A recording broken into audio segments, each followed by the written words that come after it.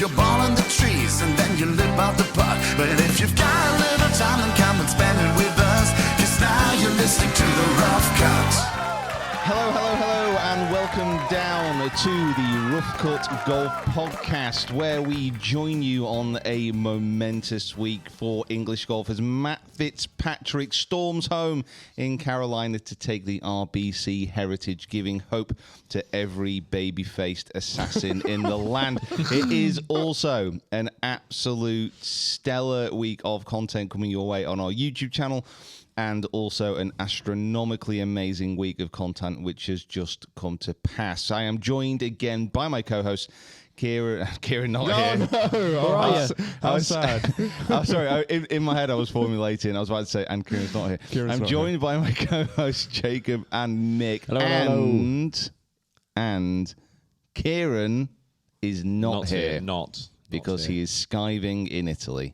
Worst places to skive. Have you seen his posts on Instagram? I've not been watching Oh my lord. Whatever wedding he went to, it looks amazing. Yeah, it looks cool, doesn't it? Oh my days. Jealous. I mean, if you were to... I'm imagining a wedding in Italy. I'm imagining what it would look like, how it would be, and I imagine that's what his posts have been like. But I've been that disappointed, the fact that he took time off work to go celebrate someone's happy day in a beautiful setting. How dare he? Just shocking, really. I know. Can't believe it. I know we're in the wrong country here, but it's Mamma Mia vibes, isn't it? It does look a little bit like that. Right, The wedding did look very, very cool. Very, very jealous. Oh, well. Well, you know what? Very many happy returns to Kieran's friends, family. And for all intents and purposes, it looks like he is behaving himself, which is nice to see. So, Yeah. Well, as we all know, we only show the side of us that people want to see on social media. You don't it doesn't believe everything. always reflect reality. However, I did message him to ask him something about the GolfBidder video, which we'll get onto in just a second. I messaged him to ask him about it, and he just sent me a voice note back. And if we can get it onto the podcast, we'll get it onto the podcast. But it is literally just him going, I don't know. I'm drunk. Post Italy vibes, isn't it? Yeah, he's enjoying himself. Look, he's got some time off. Give him a little break. Yeah, fine. Well, you know what? Good for him. Yeah. What's been going on? Because we've had really the start of the golf season. I was going to say the Masters, but it's not. It's because the GolfBidder videos come out, and we've done the picking of the clubs. We've done the match. We won't kind of say the result just in case you haven't seen it yet, but it was a very close match. You should 100% have watched it by now. Yeah. What are you doing? We will let Kieran off, but we're not going to let any of you guys off if you've not watched these videos yet. Yeah, unless you are at a very specific wedding in Italy, you should have seen the GolfBidder match by now. There's only one get out clause, and that is it. So unless you are swanning around Venice celebrating a wedding, you should have watched it. But if you haven't, what have we missed, guys? So the club picking video was a great success. Mm-hmm. Congratulations, everyone who worked on it. Us. that's me. Yeah, well done. And Nothing like a bit of self-congratulation at this time in the morning. Yourself a pat on the back every now and then. it was excellent. And there were some great club choices, and there was a little bit of, excuse the pun, shafting when it came to the putters. And then you went and played the same 9 twice at St. George's Hill, which was a little bit of a strange twist, but it didn't take away from the video at all. I really enjoyed watching you kind of learn the holes the first time round, and then kind of know a little bit more about where to place yourselves the second time round. So very, very good. And I have a question about the clubs that you selected. Which was your favorite from the bag? And I know it's not going to be one of them. And did they perform in the way that you wanted them to and expected them to? Yeah. My only disappointment, I'd say, would be the Rocky Balls 3-wood, in the sense that I only got to hit it once. Yeah. And that was a forced hit as well. You're like, I don't really need to hit this club now. I just had to. I was running out of holes. But also, probably... I mean, the driver did perform really well, but the best thing for me were those irons. Like, I can't overemphasize how much the ping irons just stand the test of time. Yeah. Cockroaches and ping irons, the only thing that will survive a nuclear apocalypse. Without the head. Yeah, honestly, we should attach ping irons to a space probe, fire that out into the far reaches of the universe. So when intelligent life happens upon it, they understand the prowess of human engineering because of those irons. Wow. You're like, these guys know how to build stuff. Yeah, exactly. It's unbelievable. Honestly, so yeah, those Ping i20s, absolutely love them. And then driver was good. Wedges, didn't really get to test them out too much because I was hitting so many greens. Yes. And the putter, well, let's never ever talk about that putter Less again. about that, the better. Not your finest putting performance, Peter. It was equipment-induced yips. There's no doubt about it. I just couldn't get my head around it. It's weird, wasn't it? It is weird how you do get favourite clubs, and I don't think I've ever had it in the past before. I've had something in the bag, mainly because I'm really lucky I can change my clubs a lot. Mm-hmm. But I've had something in my bag that I viscerally dislike that much. Why is this here? It's just, I didn't, I was in a situation that I couldn't extract myself from, and I didn't like it. Yeah. But watch the videos because they were really good. It's very, very good. Now, we'll talk about the putter a little bit. Obviously, without trying to give away too much, your putting wasn't excellent, and it was potentially because Rick selected you a center shafted putter. Mate, you can say it, he shafted me. He did, yeah. He center shafted me. He did. You, I think, were very kind when it came to putter selection. Lots of people have said that you did a great job of selecting him a putter that you knew he had used before. Can we tell people about what we're doing next in the Build My Bag series? Of course you can, certainly. Okay, wonderful. So, off the back of this, Pete has decided that there must be, in the GolfBidder warehouse, some viable putters that would have or could have changed your putting experience on the day. So, as part of the Build My Bag series this year, Peter is going to select himself a putter from the GolfBidder warehouse, proving that the second-hand market still has some incredible options for you if you are not being shafted during a YouTube challenge series. Talk us through what you're going to go and do and how it's feeling. Well, the thing is, guys, and we're all in this together as we plow on through this content-filled universe, that it has come apparent over the last few years that actually my putting overall is really crap. Like, from a perspective of consistency, of confidence, of all the ingredients that you need to make a really good putter soup, I am lacking some vital seasoning. So what I'm doing is I'm going into that warehouse, selecting some ingredients, heading out onto the green, and seeing what we can cook up. There you go. How's that for an analogy? Well, it sounds really exciting. Yeah, and it will be the Build My Bag series. Go through it every year, where I take pretty much everything out of the bag. So the driver from last year, I was using the Callaway. Went through a selection process, started this year. I've got a TaylorMade Stealth 2 Plus in. And then I carry on throughout the bag. Putter is coming up. Fairway woods are coming up. And wedges are coming up. Also got a ball one. But, but before the putter video even drops. Oh my gosh, I completely We have a forgot. doozy. Oh my God, I'm so sorry. I cannot believe you have overlooked this. Oh my God, I edited it as well. You've, I made the flaming video. You've literally just missed like my 21st birthday or the christening of my first child here. Oh my God. You all I can do completely is overlooked apologize. this. All I can do is apologize. I'll look straight down camera one. I apologize for overlooking what is one of the most momentous occasions in Peter's golfing career, life. The Build My Bag Irons video. Oh, yeah. Is so, I'm going to say it, sick. Wow. Ignore that, horrendous description there. Oh my God, it isn't sick. Oh, it's good. It is one of the most momentous occasions in my life. I don't think I've ever seen you so excited about something. It gives me great happiness to just simply imagine back to those heady days of having a look through these clubs. So I don't think there's anything wrong with kind of giving away a little bit about what we're doing. Okay. So a few weeks ago, in this very office, on this very table, Yeah, they were here. we had some guys from Dragon Golf, which is an importing company of specialist Japanese irons, come in and present us with the finest wares from the land of the rising sun, from the forging houses of the master craftsmen who can trace their lineage all the way back to the samurai sword builders of the 12th and 13th century. And on this table... That's not even a joke. It's not even a joke. That's not even a hyperbole. That is actually how it happens. You may think I'm exaggerating, but I'm really not. They brought in all these irons from across Japan, and from all these incredible head designs and companies, we selected my irons for the rest of this season. And if I'm going to be honest with you, that next year they might not be coming out. Yeah, so they next year, 5 years, 10 years. Yeah, they are so nice that I would be a little bit...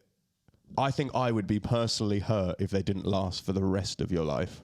They've got to be looked after. Yeah, they don't necessarily have to be in the bag forever, No. because I can understand, wanting to switch things up eventually. But if you do not have them framed or,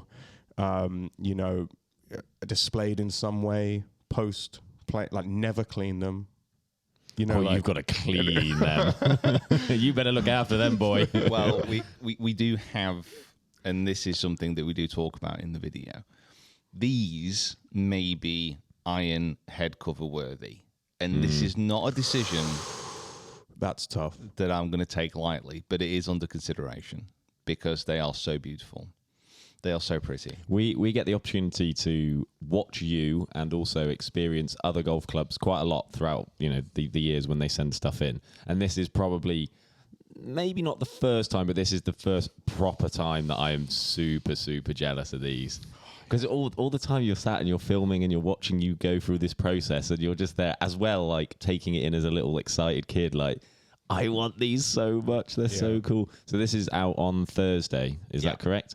I mean, I won't blame Mick for overriding this because we have had, not only last week, but this week coming up, 2 unbelievably strong content weeks of potentially the best stuff of the year, I would say, so far. Yeah, we've done some great work recently. Yeah. If you're listening to this today, then you hopefully would have seen the match that came out yesterday.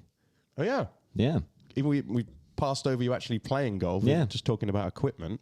Yeah. And You played against Mr. Bullard. I did, and I think, so if you haven't checked out Tubes and Ange Golf Life, please do.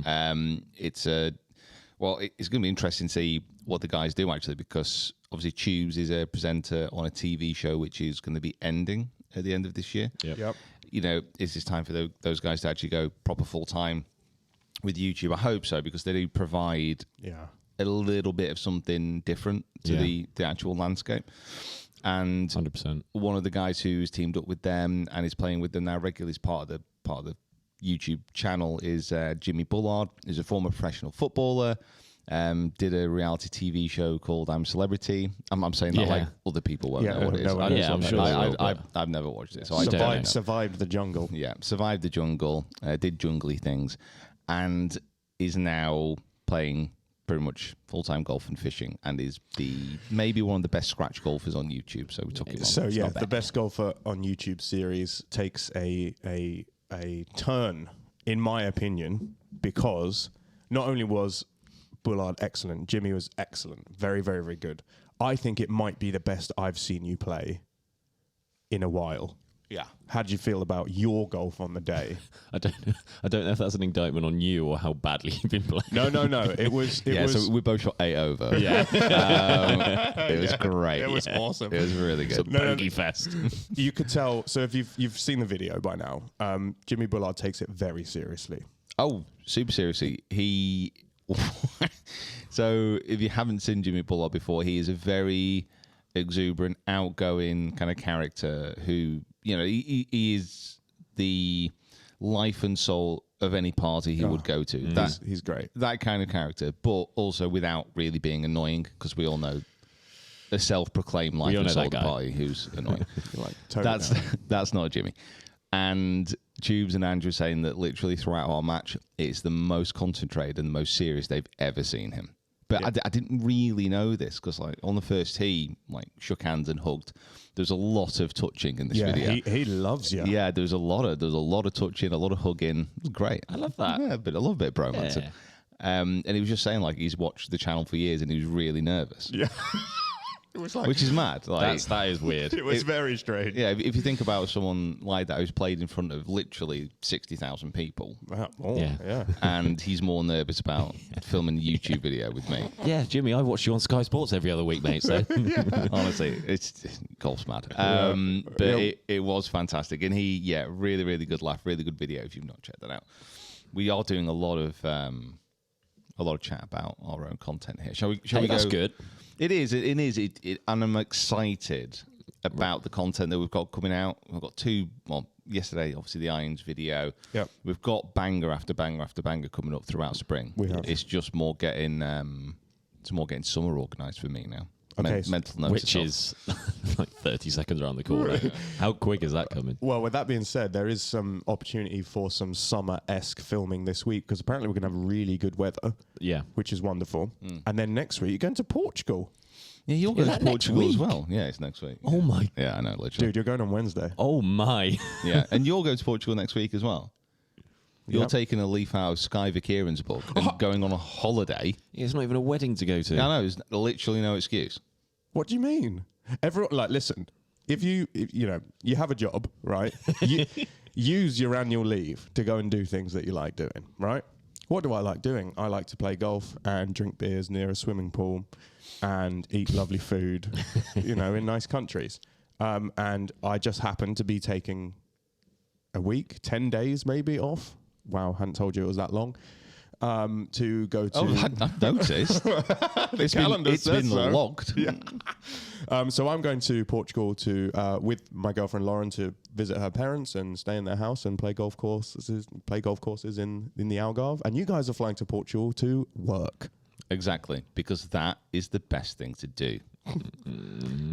Yeah. Jacob, how do you... would you... Let's get an independent opinion. Jacob, would you rather be flying there to watch Pete play golf or would you rather be flying there to play golf yourself? I mean, I'd rather be playing myself, but I enjoy work trips just as much as... Don't lie. Yeah, okay, maybe not. No, I'm very excited to go to get some more sun again. The tan needs a top up, so let's get that sorted. We'll slide in a couple of 9 holes after work. I'm sure that'll be fine with Pete. We won't have to worry about it. Nice, What? nice lackadaisical starts to the morning. Little sort of 11 o'clock tea times. Don't have to worry about getting up too much. We'll go and have a little bit of beers and we'll have a bit of food, and it'll be just a nice, relaxing time, I'm sure. I think it's going to be the complete opposite, and that you're going to be first tee time of the day, and that you're going to be playing 36 Do you know holes what? 4 days in a row. I think you might be right. Well, you remember how hard we grafted in the UAE? in last Ras Al summer? Khaimah. Yeah. That has got nothing on Portugal. Wow. Do you know what I'm going to do? I'm going to send you I'm going to record behind the ball on these rounds of golf I'm playing and in the golf chat, in the group chat. Every shot. I'm going to put every shot. I'll just kick him out. Yeah. I'm going to put tracers on them. You are Gonna Scorecard. edit your own rounds. uninvited to the group. Oh, God. No, You've truly been here long enough now that you can't go and play golf and then edit it after. Doesn't feel right. It's weird. We do. It does have to be said though. When we do go to Portugal, we're going to be filming some of our usual content. I'd put it like that. Another more bangers. Oh, However, just fire, just fuego. but one of the reasons we are going out there is we're playing a golf course which hasn't yet been opened, and it looks unbelievable. yeah, it looks mega. Does it look good? Honestly, I get excited about playing some really cool places. Portugal is a country I love the courses over there, and this new course, Comporta, it just looks frighteningly amazing. It's just like I'll throw some kind of early pictures of it. We're going to get to see it properly next week, but it just looks incredible. It's like a seaside course, wild bunkering. Literally doesn't look like there's any rough. It's just like fairway and then bunker, and then it's by the sea and like. For one of the few times that usually when you tell me a course we're going to, I'm first on to have a look. I've not looked yet. Just out of pure kind of, I want first hands-on experience. Yeah. I'm going to walk around that corner and I'm going to look at it, and then I'll reveal my true thoughts. I hope I'm not building up too much in my head, but yeah, Yeah, that's the only pictures thing. I've seen do look unreal. And then we'll go down to Quinta del Lago as well. So It's like, which is near where I'll be. So maybe Yeah. I'll. No, that's So here's an beautiful idea. down Right, here's an idea. I will drive from where I am to Quinta del Lago if you can guarantee that one of these rounds that you're playing. 10 o'clock tee time. Just tag along. Yeah. just go on holiday. Okay. Yeah, Well, just enjoy yourselves. the go on opposite. holiday. The opposite advice now. Yeah. As much as I, dislike the notion of a holiday, it has come to my attention that apparently psychologists say it's a good thing. Yeah. So go on your little holiday, enjoy yourself, don't come and do work. I'm gonna enjoy myself. I'm gonna be on boat. I'm gonna go and see. Really? Oh yeah. God, that's not enjoying myself. Yeah, I'm gonna swim in the ocean. Oh God, that's even worse. I'm gonna get sand between my toes. Oh. Well, that's fine because you can hold a drink on land. You can't go swimming in the sea with a pina colada, can you? I'm gonna eat a lot of meat. A lot of meat. Not fish. Come on. It's gonna be so. Like the good. ocean. Yeah. I'm going to go into the sea and I'm going to eat a lot of meat. That's not how it works. It is. It is. It's gonna be so good. It's All gonna be those so good. fish cows over in Portugal. Yeah. But it promises very exciting. Portugal is literally one of my favourite places to go as well. It's a beautiful, beautiful country. Talking about places that I really want to go, bit of a harsh segue here. Yeah. But I like it. I did mention this on Stick the landing. Yeah, on Twitter last night. RBC Heritage, last evening on the PGA Tour. By the way, just a very side offshoot here. It is amazing how much we are not talking about the DP World Tour recently. I think that we've got issues with this tour. But Yeah. PGA Tour, elevated event at the RBC Heritage, playing for about £55 bazillion.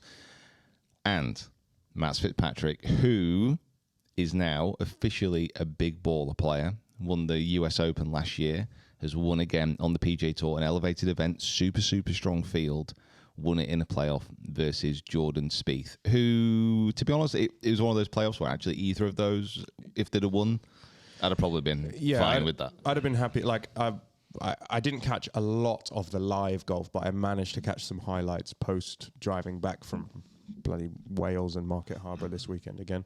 It's just no commitment, is it? No, it's just, I'd here, have there, and pulled everywhere. over I know. at the side of the road, made everybody wait. Yeah. Been like we are watching the last round. We were waiting anyway. I've got to 'cause talk about this tomorrow The morning. M6 had 4-hour delays. Perfect time to bring the golf on. 4 hours with Patrick Canley. You're really fine. Tight. That guy takes forever. Jordan Spieth played like actual consistent golf for the first time in ages, which is great because I want Jordan Spieth to play well. However, I have Matt Fitzpatrick in my team for this year's majors draft jobby that we're doing, and he looked very, very good. Yeah. It's amazing what gaining a little bit of distance off the tee will do for someone's ability to score well. He's always been, so Matt Fitzpatrick has always been an incredible iron player, wedge player, and putter. He's added this distance over the last few years, really became apparent, I think, last year, how much he's actually gained. But Harbour Town, which is a course I'm desperate to play, it offers a very different test to what they normally see week in, week out on the PGA Tour. Right. Super narrow. You've got to position yourself precisely on the fairways if you want access to the smallest greens I think I've ever seen on a super tour small. event. Yeah. They are Super small. tiny. There's that thing about St Andrews and Pebble Beach, isn't there? It's like you can say you can fit 14 of Pebble's greens on the greens of St Andrews or something like that. I'd love to know what the Harbour Town reference to that would be. I have no idea. They are so small. They are so small, yeah. And the positioning is so important, and the greens look just so fast and around the green. It is a course I'm desperate to play. It just offered. It looks great. A really different test. And we're talking about kind of Spieth about over the last 2 months, he has come back into form. He has had a lot of top tens. Someone posted his last 5 finishes, and I think he's only had one outside the top 10. And that was T14. Yeah. And he's kind of there. And at the Masters, he really should have been up there. He had a few kind of weird mental errors in the first few rounds that kind of dropped him down the leaderboard. But overall, his play was really good. Yeah. Obviously, had that last day charge. So he's kind of trending in the right direction. We've got the USPGA coming up, which is the one he needs to complete the career Grand Slam. Everyone bangs on about Rory because it's the Masters and it's the the one that everyone kind of knows about. But Jordan Spieth is one event away, trending in the right direction from joining a list of the greatest players of all time. And it's something which I think a lot of people overlook. Certainly I overlook a lot. Yeah. I'm like, oh, well, that's cool. Yeah, How'd that happen? You forget that he's in the same category as Rory, isn't he? Like, he's one specific major away from completing the thing that Rory's also trying to complete. Do you think that he's done it the right way round by winning the Masters earlier in his career? It's a good one. It's a good one to have. It's difficult, isn't it? For some reason in my mind, obviously internally, because it's been a few years building up to the potential of Jordan Spieth winning another major, I only hope that he doesn't get into this Rory mode of going years and years and years and years without winning. Yeah. Because then that pressure just builds and builds and builds. So hopefully, he can get over the line. But last night, it was... If you've not seen... Talk about putting performances. If you've not seen some of the highlights. So it was quite strange, really, because Fitz had... I'm just going to... Fitz. Yeah, my mate Fitz. Yeah, sure. Fitz basically had 2 decent opportunities to win it in normal play. So 17th, he hit an incredible tee shot, which he definitely pulled, to the par 3. Yep. And then on the 18th as well, like both of those putts, I think one was like 8 feet, the other one was like 12. They had 2 good chances to win it in normal time. And then in the it was 3 playoff holes, and Jordan Spieth had 2 incredible chances to then win it. One putt, how it didn't drop, I just don't know. And then his other putt on the 17th when they went to play, that was good. And then on the last playoff hole, on the 18th, Fitz just literally stiffed it like to a tapping distance. Unreal shot. Yeah. It's just, I love how, in a contrast to what we've been talking about a lot recently with slow play, Fitz is a very nice counterbalance to that.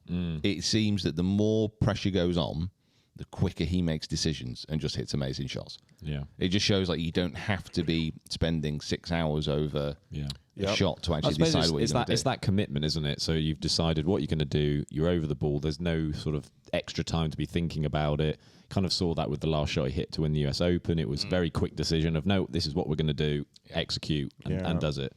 Yeah. He's becoming quite clutch now.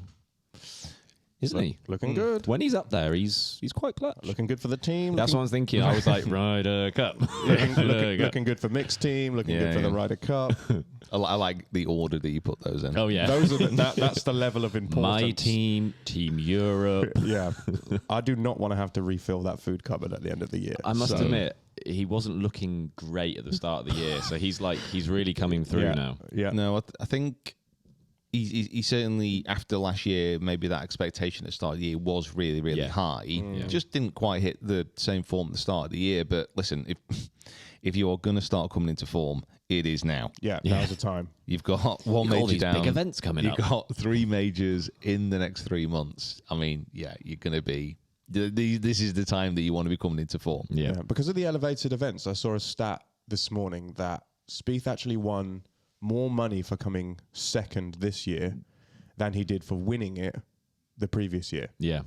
That is mad. Yeah. Well, and it also like speaks to why post Masters, I feel like everyone was a bit tired and everyone's a bit like a little bit not golfed out, but everyone's a bit like, okay, all of that emotion was invested in the Masters. Yeah, Cantley bum me out. I would quite like a week of like, nice, relaxing, a very an easy event to watch. But because of the elevated status, all of the big boys were, most of the big boys were there.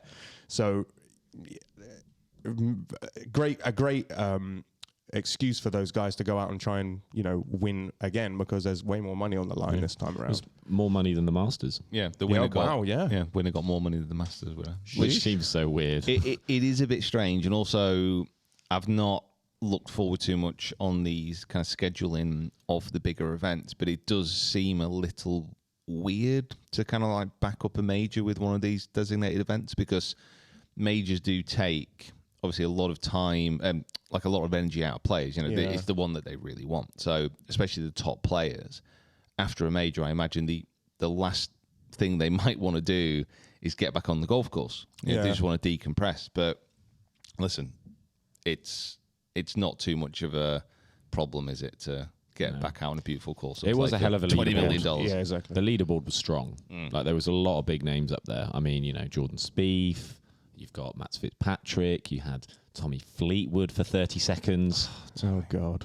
Tommy. Was he T15 or 14 in the 15. end? He shot. I think he shot a beautiful level par round on the final Sort day. it out, bro. You know what? We've been talking about kind of last week, talking about getting some merch done. I reckon we get some like Fairway Jesus merch done. Yeah. And we Does it say T15 on it? And we encourage people to like get it and come Royal Liverpool for the Open. We're just going to get as many people there wearing it to support Tommy. Yep. Yeah. And just push him over the line. Sounds good to me. Because I think it's weird. It's like he's such an amazing player, and he's always there. He's there at the top of the leaderboard, and on that last day, he's just doesn't just seem to like really kick on and really like, I don't know. It's so strange, isn't it? Yeah. Oh, obviously we don't know. Our experience of elite PGA Tour golf is limited. Yeah. So speak for yourself. What it's actually like at that point, and there are a lot of great players up there, but I think everybody just wants to. Everyone's so invested in him. Like everyone wants to see him, and I obviously know him a little bit, and he's just such a nice guy. You just want to see him. Yeah, there was the top 4 English players were Fitzpatrick. I think Fleetwood was third. And then 4th, I can't remember who came second actually. Who was second? Can't remember. Good chat. Fourth, Justin Rose. Justin Rose, yeah. He's up there Come again. on, Justin Rose. Listen, you were mocking me when I was selecting him. I apologise. To get up there. He's you having were a good mocking me. year. He's having a good year. It's not even really a take to say that he Hatton. could easily It was be. Tyrrell It was Hatton. Hatton. Yeah, I don't think it's even that much of a hot take to say that he should be in the Ryder Cup team. I mean, the way he's trending, so he looks, I think he's 42 now. He looks great. Like he looks fit. He looks athletic. His swing is a swing which can. It shouldn't really cause him too much stress on his body. Yeah. Like his swing is so classic. The anti-Zalatoris. Yeah. Oh, poor Will. R.I.P. Will. How's the putting go, Will?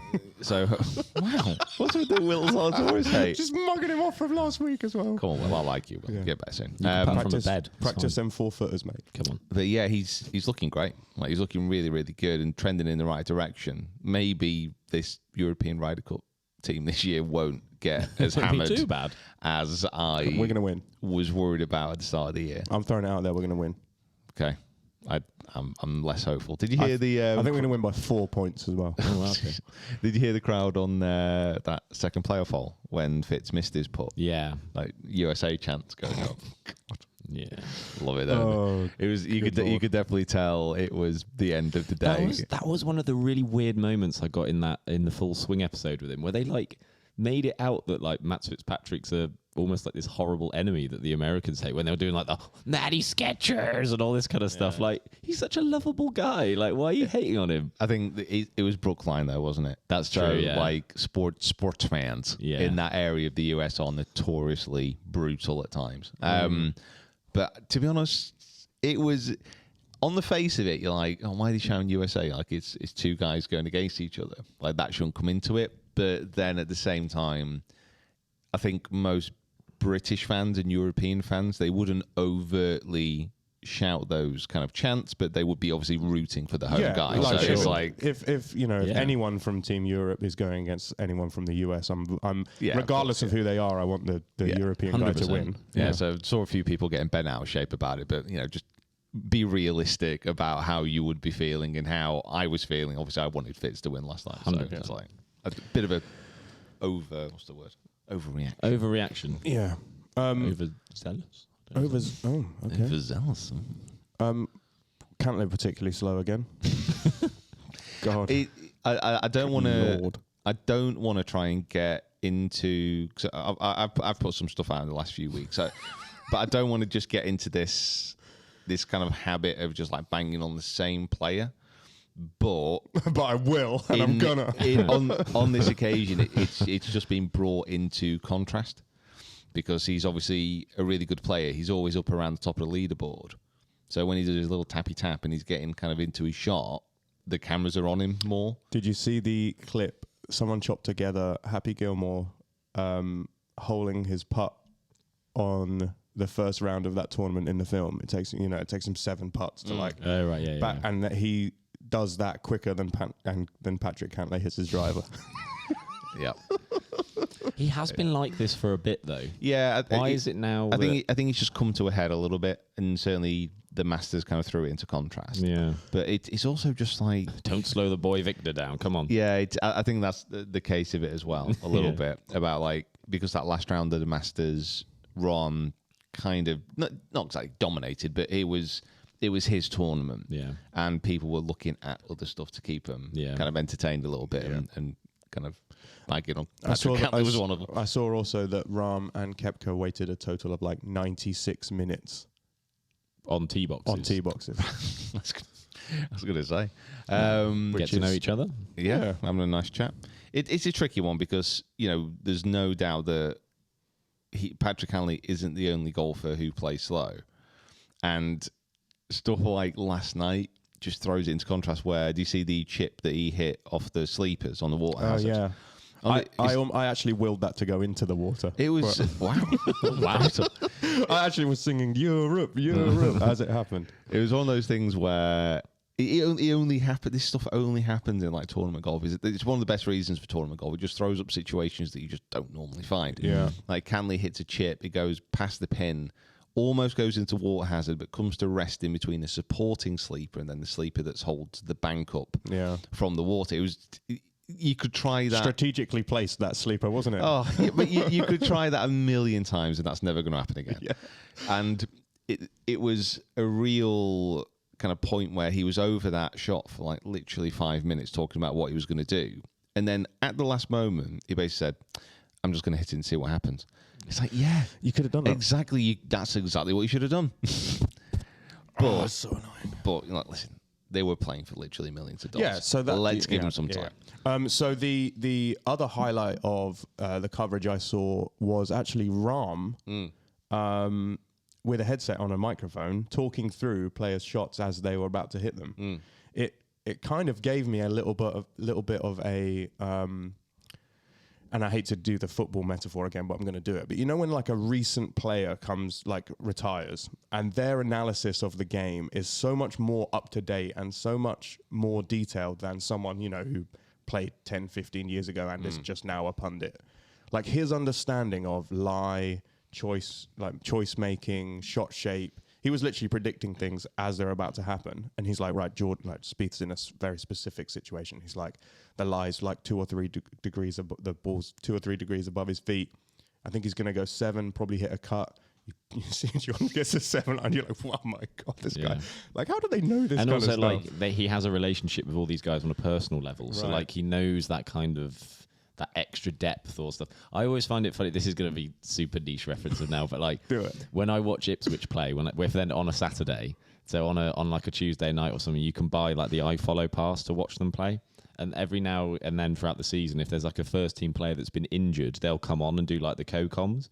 And they try their best, bless them, because obviously they're still footballers at this time, but they can't do 2 things. One of the things they do is they get very, very emotional about it because they're so invested in their own team. 100%. And then 2, obviously, like when they commentate about the players, they won't be like, and they have Rahm here. It'll be like, and Johnny Boy's here. Go on, Johnny. Like in their like obviously friendship groups all that they've got, like nicknames, it's all like, so they say ref does something wrong. Get off him. Oh, Not God. quite the same, but it's that kind of level of like he has the personal touch that he can like give that kind of insight, but on top of being the best player in the world.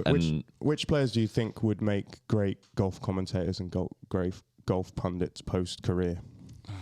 God. Patrick Cantlay. No. No, because It means he's not on the golf course. The broadcaster's got a time limit. Well, he's gonna. And we're on to another hole, Patrick. The ball. He's hit his shot now. Pat, everyone's gone home. I think, I don't know. Mostly though, like the people who make it through to commentary are like normally like the ones with the loudest opinions, which doesn't always bode well.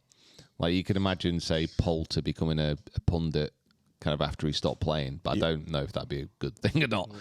I think with Rahm, like what he has done is like over the last year, he seems to have become someone who doesn't mind being in a position of being like a more of a statesman, more of a good example Yeah. of like golfer on the PGA Tour.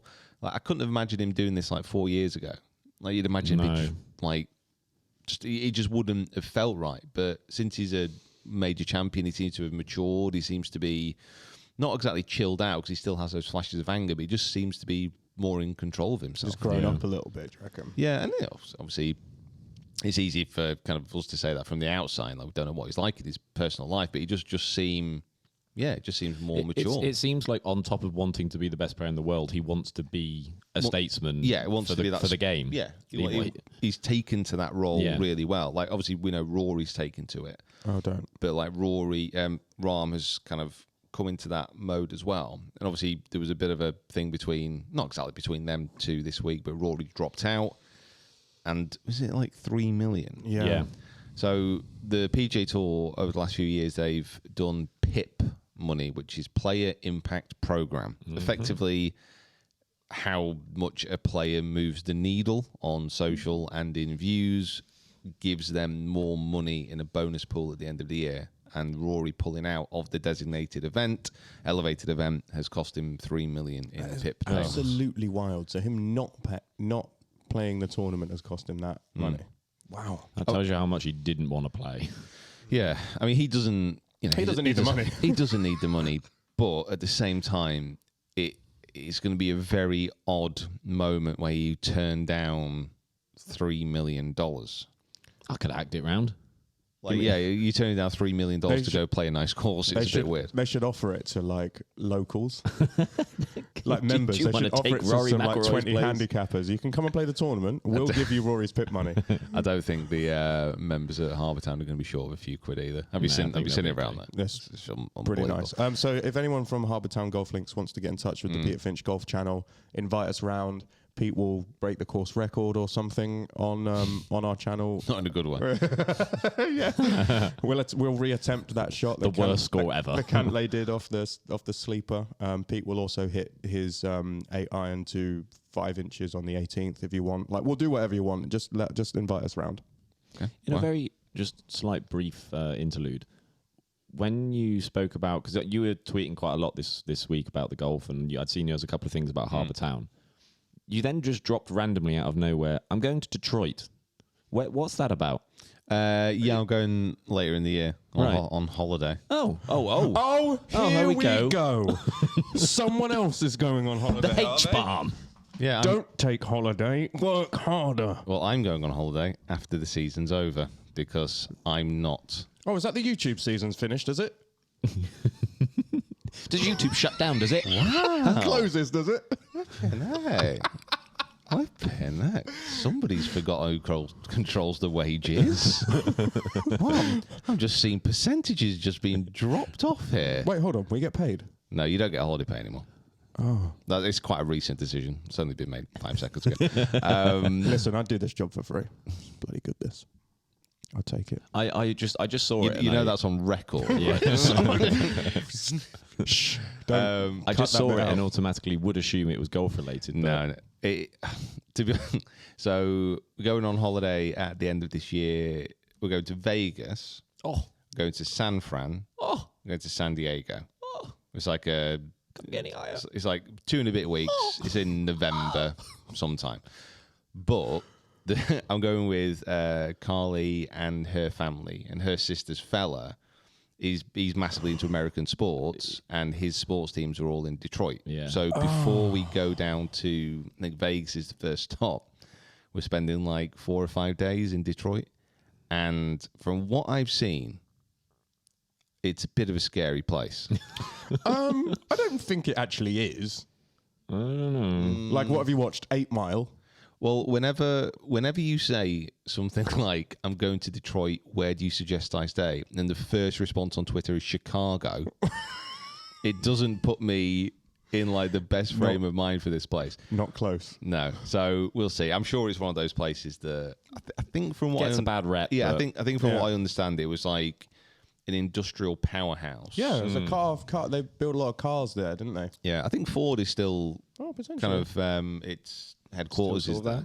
But I think a lot of the other industries have pulled out, and I think it went through a bit of a bit of a depression type of thing. It's the Scunthorpe of America. Are we talking like Not that. wow? Are we talking like September time? Are we football November. season or are we? In November. Oh, right, okay. So you'll probably watch the Lions and Yeah, that's the idea is to go watch the Lions and the Red Wings. Yeah, straight over my head. Ice hockey. Yeah. So yeah, but that's happening later in the year. We are Sorry, not. I we are thought not going to Detroit I thought right now. it might involve me. That's all I wanted to know. So that's fine. No, unless you no. Unless I can become part of the Finch family for a 3-week period. Yeah, they're all our sisters. So there's no one left. I'm afraid. There's a good question. If you had to marry one of us into your family, which one would it be? Wow. Okay, so I think that's about it for the podcast. Just quickly, the 1997 Masters ball that Tiger won the tournament with sold at auction for £64,000. Yeah, well done, Pete. Well done. Thanks for buying that for us. That was a good win. The next course vlog I play. The next course vlog. The next 30,000 course vlogs. Wow, just imagine. What piece of golf memorabilia would you like to own, and how much would you pay for it? Dun, dun, dun, dun. I mean, I think it'd be going like Tiger's ball would be cool, but I think it'd be like Tiger's putter or like Tiger's irons. You Like, just sold that'd 2 be- putters as well. Went Yeah, for yeah, like did- 250 grand I each. think that'd be really cool. Something like a classic players, like Ben Hogan's irons and stuff like that. That'd be cool. But to be honest, like golf memorabilia, apart from like flags on the wall, it doesn't really drive me too crazy. I like shiny new things. Hole-in-one clubs as well. We got hole-in-one clubs on the wall. Yeah, to be honest, even that I think that's cool, but I'm not Bothered?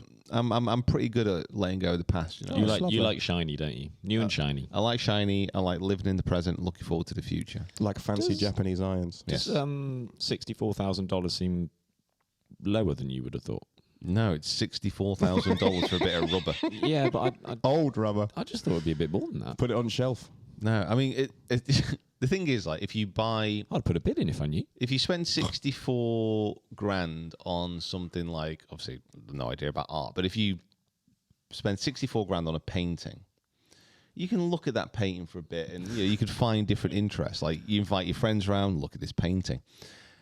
Spend 64 grand on a new car, drive your friends around in it. Like, there's only so much you could do. I spent 64 grand on a golf ball. Just hold it and Everyone come have a look at this golf ball. Yeah, it's different money, isn't it? Like I would spend £64 on like a very fancy golf ball potentially, I don't even know. or a box of fancy golf balls. I'd but still I still would not want to play with a £64 golf ball. Well, I don't have £64,000, so I'll never know. Shall we go That's to true. Wales now? Yes, I think we should. Everybody, Jacob, did you bring your passport? Oh no, damn it. Damn. we are off to play Conway. Beautiful place. And let's finish We're up. not, but Guys, if you haven't subscribed to the podcast yet here on YouTube, make sure you do so now. Follow us on our social media and make sure you download every single episode of the Rough Cut Golf Podcast on your favorite podcast provider, because that will be a really nice thing to do. Yeah, rate 5 stars, join the Discord, all of that good stuff. and guess the player's back next week. Yes. Kieran's here. Oh, I miss Kieran, his little face. Excellent. No, I don't think we'll really buy him back on. Right, guys. See you in a bit. See ya.